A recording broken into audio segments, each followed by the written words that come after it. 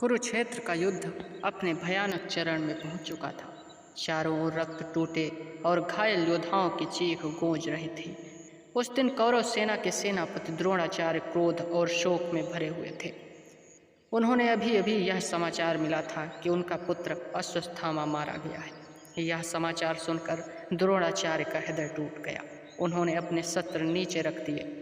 उनकी आंखों में अपार पीड़ा थी। वे युद्ध भूमि के बीच ध्यान मुद्रा में बैठ गए। उसी समय धृष्टद्युम्न ने अवसर पाकर देखकर उन्हें आक्रमण कर दिया।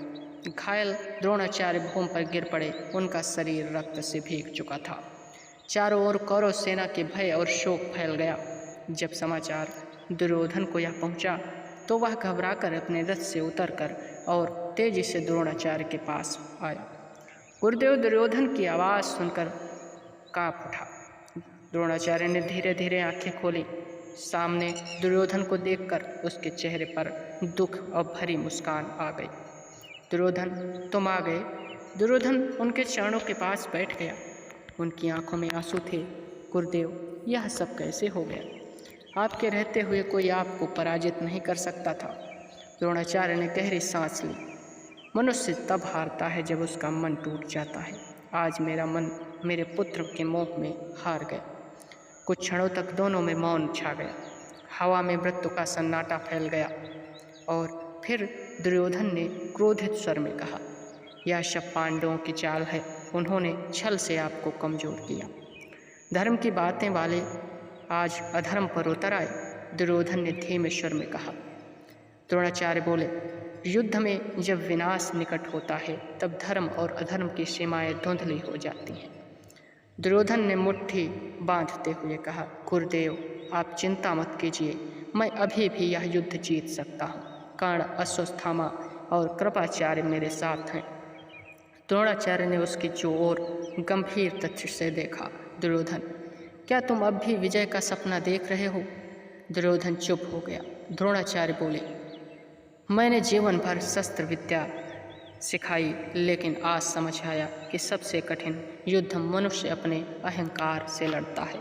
तुम्हारा अहंकार इस विनाश का कारण बना। यह सुनते ही दुर्योधन का चेहरा कठोर हो गया। क्या आप भी मुझे दोषी मानते हैं गुरुदेव? द्रोणाचार्य ने शांत स्वर में कहा, दोषी केवल तुम्हारा नहीं हो। इस युद्ध के लिए कई लोग जिम्मेदार हैं। लेकिन यदि उस दिन तुमने क्रोध और ईर्ष्या छोड़ दी होती तो आज हस्तिनापुर में हजारों योद्धाओं जीवित होते। दुर्योधन की आंखें झुक गईं। द्रोणाचार्य ने आगे कहा, मैं जानता हूँ तुम वीर हो, तुमसे राजा बनने की क्षमता भी है, लेकिन राजा वही महान होता है जो अपने क्रोध को जीत सके। दूर आसमान में सूर्य धीरे धीरे ढल रहा था। युद्ध भूमि को शोर मानो शांत हो गया हो। दुर्योधन ने भारी आवाज में पूछा, तो अब मैं क्या करूं गुरुदेव? गुरुदेव ने कहा। द्रोणाचार्य कुछ क्षण मौन रहे और फिर बोले, अब लौटने का मार्ग लगभग समाप्त हो चुका है। यह युद्ध बहुत आगे बढ़ चुका है। लेकिन याद रखना, विजय केवल राज्य पाने से नहीं मिलती। सच्ची विजय तब मिलती है जब वह मन की शांति में हो। दुर्योधन की आंखें पहले से भय दिखाई दे रहा था।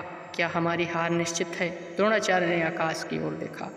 जहाँ श्री कृष्ण हो वहाँ अंततः धर्म ही विजय होगा।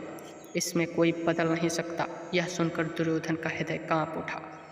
तो क्या मैं अब सब कुछ समाप्त हो जाएगा? द्रोणाचार्य ने धीमे स्वर में कहा, मनुष्य का अंत उसके कर्म तय करते हैं।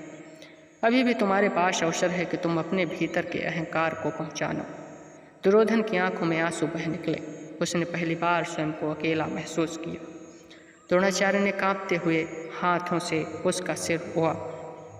दुर्योधन, क्रोध मनुष्य को समय से शक्तिशाली बना सकता है, लेकिन अंत में वही उसे अकेला कर देता है।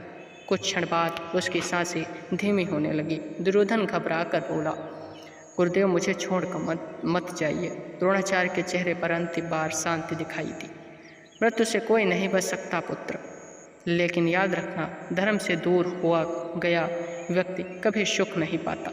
इतना कहकर द्रोणाचार्य की आंखें धीरे धीरे बंद हो गईं।